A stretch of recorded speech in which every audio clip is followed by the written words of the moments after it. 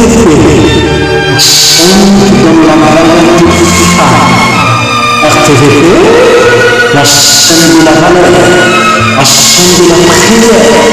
Abonnez-vous, abonnez-vous. La RTVP, c'est votre chaîne.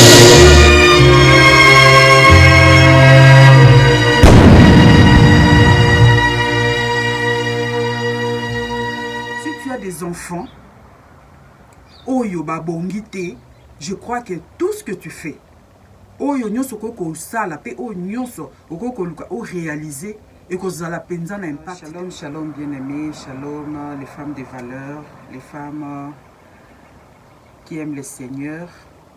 Baski toko ndenge toloba kaka. Beauté à ba femme de valeur boyebi ba femme de valeur beauté ezaka beauté à kati, donc la beauté intérieure.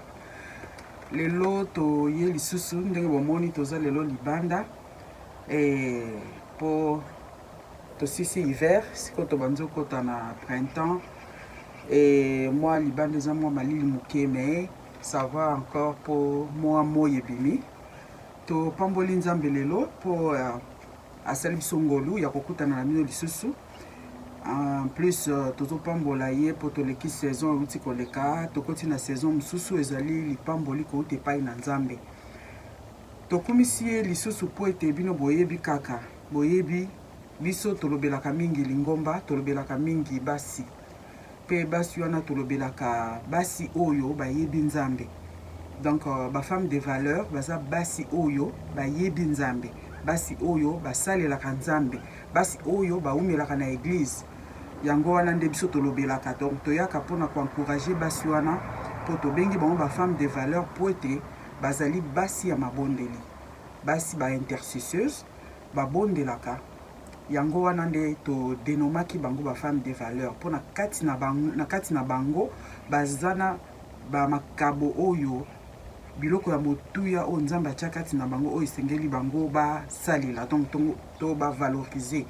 Yango tobengi bango bafemme de valeur ya liboso point na biso ya makasi ezalaka basi ya kobondela, donc basi oyo babetaka mabolongo na se mpona kobondela nzambe. Lelo tosepeli kosolola lisolo tozolobela mingi, tokolobela bana na biso. Lokwa toza na mois de la femme bino boyebi ke tozokende kotoucher déjà vers la fin. Tozolobela responsabilité ya mwasi en tant que mwasi, en tant que maman, en tant que femme par rapport ya bana. Donc le lot tozolobela basi po toyebi mois de la femme c'est toutes les femmes. Donc azana mwana na mwana te, azala jeune fille c'est une femme. Bon le lot tozolobela particulièrement tozolobela ba maman oyo bazana bana. Ba lobela bana oyo tolobi ke bana na biso bazali ba trésor pour na biso nde tolingaki tolobela ngo komona ete biso ba parents to biso ba maman toza na responsabilité envers bana na biso, toza na responsabilité ya ko élever bana na biso, toza na responsabilité wana ya kolakisa bango nzela oyo esengeli na bango balanda. Bana na biso ezali malamu so totali mingi responsabilité ya ko élever bana ezaka mingi epai ya basi epai ya maman. Donc maman nde aza censé ya koyeba ndenge nini mwana azotambola parce que yo nde ozomema ye pendant 9 mois na libumu pe ezali yo nde ozobimisa ye na mokili, ezali pe responsabilité na yo ya koyeba ndenge nini mwana wana esengeli na ye akola pe akola malamu. Je crois que ezaka rêve ya mama nyonso komona ete mwana na ye akomi moto, mwana na ye akomi malamu, mwana na ye akomi moto ya malonga na kati ya société, moto ya malonga na kati ya église, moto ya malonga na mokili oyo, parce que les enfants sont des dons que le Seigneur nous a donnés. Na yango so tokei même na Bible tokomona ete même toke na lisolo ya mokonzi na biso Yesu Masiya, secret ya kobotama ya mokonzi na biso mama nde mutayebaki yango. Mama nde mutayebaki yango tobengi Marie nde ayebaki secret wana ya mwana na ye na nkolo. Tina ndenge mwana na azokola, la Bible nous dit que Marie abandaki ko garder toujours secret wana na motema na ye. Lelo tolingaki tolobela bana na biso bandeko. Bible ozoyebisa biso na mokanda Proverbe 22 na na chapitre 22 pardon na verset nango 6 bazoyebi biso que instruire l'enfant selon la voie qu'il doit suivre et quand il sera grand il ne s'en détournera pas. Non, il va s'en souvenir. Donc Bible dit que tu instruire bana na biso selon nzela o esengeli na bango kolanda. Pe tango bango bakokola bakobosana te, bakokanisa nzela wana o tolakisaki bango. Généralement toyebi ba maman ke bana na biso ata biso moko tango tokoli tozala ba souvenir ya malamu o to garda kouta na ba parents na biso. C'est-à-dire que, et comme il a rappelé, tu te souviens de ce que ta maman te disait, tu te souviens de ce que ton papa te disait. Il y a des gens qui non, non, maman langa ebisanga, papa langa ebisanga. Et c'est pour tolakis balakisa rabiso nzela moko boye. Yangwana esali que bisope etam to koli na circonstance moko boye to kanisi to se souvenir na maloba oyo ba parents na biso to maman na biso ayebisaki biso. Et puis conseil à maman et ça sera toujours conseil malamu. Donc un enfant qui est baloba na ye que non eloko balia kangote bien eloko basi marangote tanga kokola ko se souvenir que pona ye ezali conseil malamu oyo azwa et pas ya baboti na ye. Mais les autres hommes toyebi que mutu akoki ko instruire bana ndenge Bible les autres que ko instruire bango selon la voie qui doivent suivre. Eza voie nini? Voie nini oyo biso tokoki nango ko instruire bana na biso. Donc ba voie eza ebele. Par exemple, mutu musu akoki ko instruire mwana na ye akenda koyiba. Mutu musu akoki ko instruire mwana na ye akenda kofinga peut-être. Mutu musu akoki ko instruire bana na ye ke soki mutasaka na yo yo pe kotika ete bunda na ye. Mutu akoki ko instruire bana mwana na ye ke yo nalingi ozala mutu monene alors il faut que nosimba kisi. Donc ba voix ezali belé o to ko instruire nango o bato bakoki ko instruire nango bana na bango. Mususu alobi bon lokwa nga nazaka moyembi nalingi ke tong yo kokoloza lokwa ngai. Eza voix o ya instruire mwana na ye. Mususu pa ko koloba ke non nga lokwa nazaka mobini alors ceux qui nalingi pe yo olanda ngai nazalaki. Mais le lobi so tozolobela ba chrétien, tozolobela ba femme chrétienne. Donc tozolobela ba na nzambe po tolobela ke église. Donc comment biso banana basi oyo bazali basi ya lingomba to baza ba chrétienne tokoki ko instruire banana biso selon la voie qu'ils doivent suivre. Je pense réponse ezali pembeni ya kolobake biso en tant que ba chrétien to li parole de Dieu, nous devons aussi inculquer à nos enfants donc tokoki ko instruire banana biso balanda pe nzela ya nzambe. Donc on a sabala na biso biblia ko lakisa bango nzela ya malamu oyo ezali oyo biso to trouva ke eza malamu yango nde tozo instruire bango pe nango kolakisa bango ke nzela ya kolanda maloba na nzambe ezali nzela malamu. Na kei ko kanisa tango to baneki kokola monazaki déjà mukolo mais tozaki na lettre to na eko ndimela Yesu ezaki na mukolo moko to baneki kokende na église mais nazo se souvenir que bana nyonso to baneki komema donc nazaki na ba nièce na ngai na bana mususu bazaki tozaki na bango ya ba camarade bana ya ba ndeko mususu badovana na bango sika moko na baneko mona bana wana tant tozokende na église tokomi na église nyonso ebandaki koleka na kati na église ezali ebandaki ozala donc les quotidiens de ces enfants là, c'est-à-dire quoi makambu nyonso ndenge bandaki ko se dérouler na église ezala modèle pasteur azotea ezala ba o bazo sala modération tant tozozonga na ndako bana wana bandoza ko sakana na bango mobimba ezala ki tout autour ya église au moins bana na ba telemi bandi ko répéter to bandi ko landisa makambu nyonso ndenge sala ma na église ndenge pasteur alobaka ndenge pasteur ateyaka ndenge bato ba modéraka donc bazo imiter mutu moko na makambo na bazo sala. Donc ebande ozala vraiment epesaka nga leçon komona que oyo biso tolakisaka bana na biso ndenge bango nde balandaka soki omonaki baparent na yo bazofukama babondelaka nde ntango wana mpe ntango kokola mwana wana akolanda exemple ayebi ke chaque fois tozalaki soki parent na biso toza na situation boye baparent na biso bandeki kosangisa biso tobandeki kobondela biso tobandeki kose souvenir nango.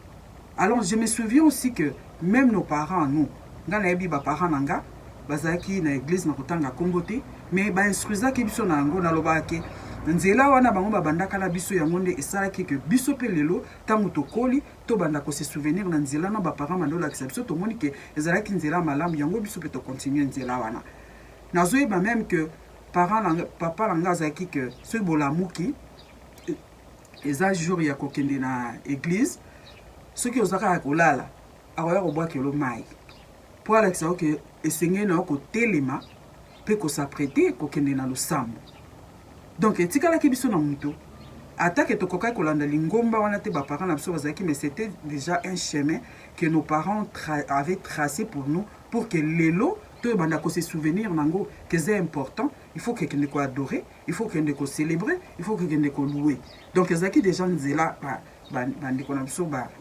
baparents na biso batrasaki balobi na biso susu na 1 Timothée chapitre 3 na verset 16 soki totangi yango tokenomona kuna pourquoi esengeli na biso kolakisa bana na biso koinstruire bana na biso selon banzela esengeli na bango kolanda donc tokomona ke kuna na bapassage wana soki okoki kotanga tokomona ezali nécessaire ya koéduke mwana en tant que chrétien il faut qu'éduquer mwana selon les vérités bibliques so oke na 1 Timothée pardon na Timothée 3 16 na 1 Timothée okenomona tomoni ke ya mibale ezali tokoforme il faut toformer bana na biso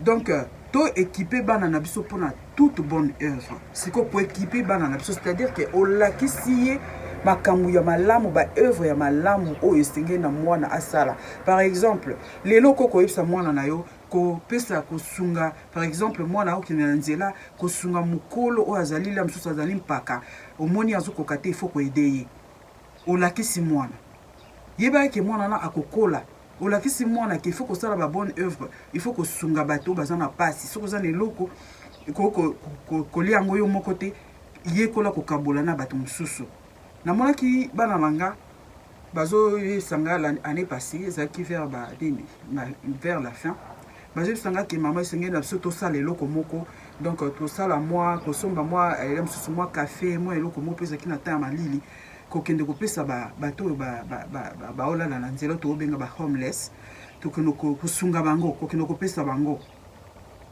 donc c'est seulement de bonnes choses et puis un jour namoni ke tozando kota na magasin il y a deux de mes enfants oyo bazalaki na mwa misolo na bango bakei bamoni bato oyo bazosenga batongo oyo tobenga na français bamandia bavandi na liboso ya magasin bazosenga bana bakoti na kati basombi mwa babiloko babimi baye kopesa bango donc ce sont déjà de bonnes choses de bonnes œuvres que nous inculquons à nos enfants comment moi na koki kozala na société comment moi na koki kozala na église qu'est-ce que l'enfant peut faire qu'apprendre moi na comment moi je vois les juifs baprena bana na bango même kopesa dîme un enfant oyo azali mwana moke c'était un juif aza anani mwana mais ayebi ke il faut que nopesa un dixième na ye ayebi yango dès le bas âge on l'instruit déjà comme ça donc babiloko malamu mais lelo tozomona ke bana na biso bazali susu batrésor te mpona biso tu connais pas la valeur de l'enfant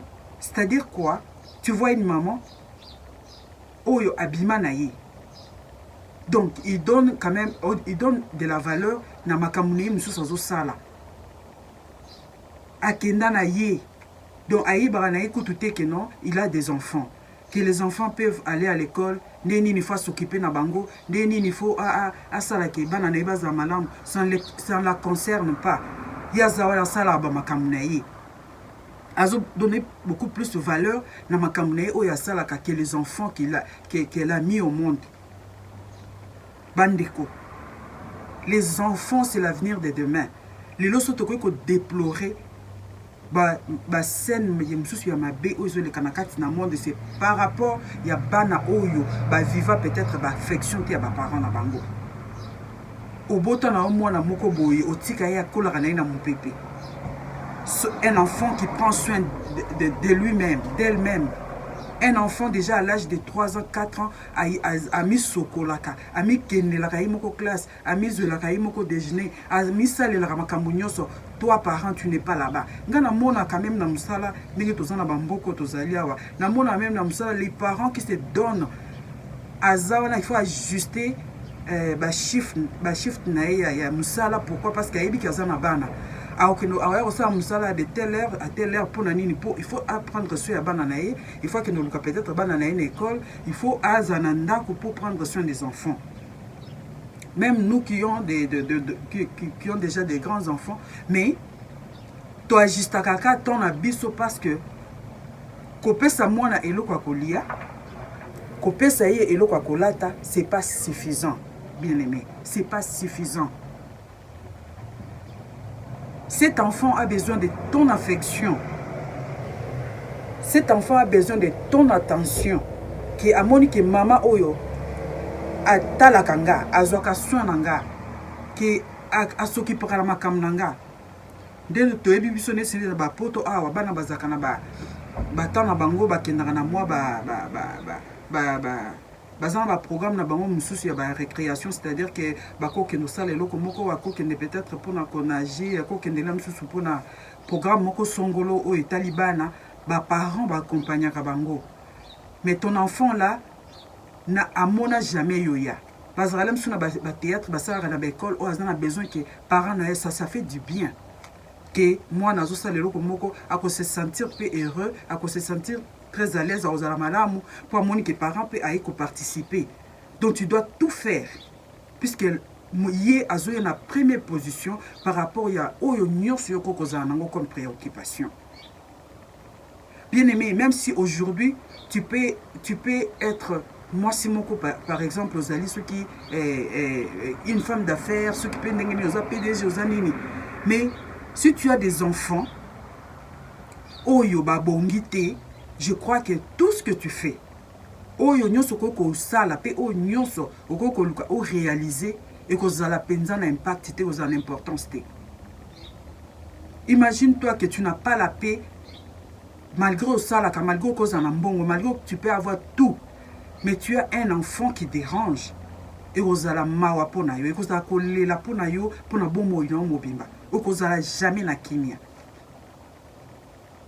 Et ceux qui ont sali ba recherche mingi to komona que bana mingi o lelo bazo se retrouver dans ba prison oyo lelo bazali et ba komaneti kari pour la société ezali beaucoup plus bana o ba manka ki ba affection ba parents na bango, surtout les mamans. Maman o ya zalaka kakate. Maman oya ami pesa na ya kindrane ba muziki ya salaka na soki nini akindrane ya zakuna donc ye azalaka na kakate. Il s'occupe beaucoup plus na ba musique na ye na mokamna zo sala pour lui, pour elle, les enfants et le mon côté. Même les femmes qui prient, tozobeta c'était parce que nous on parle de l'église. Tolobi ke yo tang nyoso za la car na retraite. Tu es tout le temps à la retraite. En retraite, tu es tout le temps aux akakaona no tokei na ngomba tokei tokiti ngombo qui a 30 jours, OK, ceux qui m'abondent à 21 jours, bana batikalaka, tu ne sais même pas ce qui se passe dans ta maison. Le diable va te surprendre, bien-aimé. Ako surprendre yo kana kati ndak na yo. Nzamba lobite ke lokolo zo bondela, tu abandonnes tes enfants, tu abandonnes ta maison. Okozala mama ya kolela. Er nyonso soki okendaka toujours okenda na yo mais oyebite oyo nini le karandako na yo. Tes enfants s'occupent d'eux-mêmes. Yo pona yo ezaka ka so sombeli bango bloko ya baza bloko kolia ba makamla monyo sezana ngo déjà yo kenda na yo mais ozala ka muto kofuka mati puisque le diable va te surprendre. Na expérimentango, il y a de ceux-là qui disaient bon, j'ai des enfants, mais j'avais donné toute ma vie à ces enfants-là. Je sais que même dans l'ingomba na bandaki nazalaki na kin bayebaki na quartier na bandeko vanda banobi ngama ma directrice parce que j'étais là avec tous mes enfants. Quand il s'agit, il y a aucun salle et l'ensemble, j'étais avec mes enfants. L'église n'a pas été bâtie. Na tambo la kana bango nyonso. Po bazaki na no bakoli makasité, alors bazaki mike. Bien qu'à taler ba poussanaki, je m'arrangeais toujours pour être avec eux. Baeba kinga même ceux qui n'ont pas veillé de prière, mes enfants sont là à côté de moi. Nazana bango, et belé na tandela bango, wana la bonse la bango, place na bango ya kolala et je prie. Ceux qui n'ont pas programme na prière, na église, j'étais toujours avec mes enfants. Je m'arrangeais à ce que nazana bango à côté, je prends soin d'eux, na s'occuper na makambu na bango tout le temps avec eux. Tout le temps avec eux. Et je n'ai rien perdu. Parce que tant que poussani, na 8 ans nanga ya kosala o na kokai kosala o esengela ki na sala. Et ça c'est le premier ministère que le Seigneur t'a donné, de t'occuper de tes enfants. Et on va dire que ah non et les gens mokumba ils ont pesanga tante ya konosala le nzambe. Mais le Seigneur ne te demande pas aussi d'abandonner tes enfants. Ya kotika bango na l'air triste et sort pour que nous salions là. Quand tu sers tes enfants là, c'est un ministère que tu es en train d'accomplir aussi. Mais cause la tête toujours n'a pas raison. Maman partante à Kenda na ye parce que accueillir kosa le lanzambe. Mais les enfants à Tikabana à yebi kutota sort na bangote. Lebi kaka nzamba osunga bango nzambe yemoka kobate na bango na kena na makambo nzambe. Non, arrange-toi. Si vous allez me tika na bango ya sûr akoko tika na bango pour que ndosa le lanzambe pour un temps, c'est bien. Mais si tu n'as pas quelqu'un, sois avec eux. Parce que bangwana kandi ba constituer porte pour na yo. Ce qui le baza ya kobeba, yo oko souffrir na kobonde la kaka. Kobonde la na yo wana yo bandosi la kakate. Et tu vas souffrir plus parce que les enfants ne sont pas en bonne santé. Donc, que le Seigneur vous bénisse. N'ayez t'encourage à kabino kaka que la place aux ala au partage à ba blague. Au partage à ceux qui ont ma bende yango na yo au tinde la rabato. Tinde la rabato maloba nzambe et encourager bango. Je vous encourage les femmes. L'autre aux mois de la femme. Maman, occupe-toi de tes enfants. Prends soin ya bana na yo pe nzamba ko sunga po ete bakola malamu. La kisa bango maloba na nzambe. La kisa bango kotanga Biblia. La kisa bango ko sala malamu. Ne yango wana e ko bako zala pe armée munene pona yo.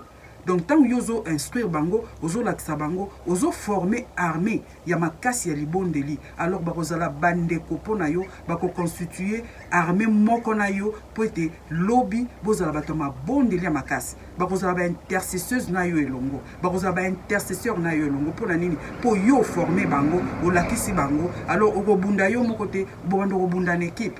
Moi j'avais appris à mes enfants, surtout dans la situation difficile. Tous un sujet moko difficile. Nazo associé bango na kati na bondeli nanga to bondela. Puis to mona loboko na nzambe. To mona nzambe ko agir. To mona nzambe ko accomplir makambo ya minini parce que je les avais associés. Que le Seigneur vous bénisse. Partagez nos vidéos, bo liker. Pe botiki la biso ba commentaire, so besoin ba commentaire ya ko sala. Botiki la biso ba commentaire pour epesa biso mayele ya ko yeba ndenge nini ya ko instruire basi. Que nzamba pambola bino pe tokutani na mbala ekolanda.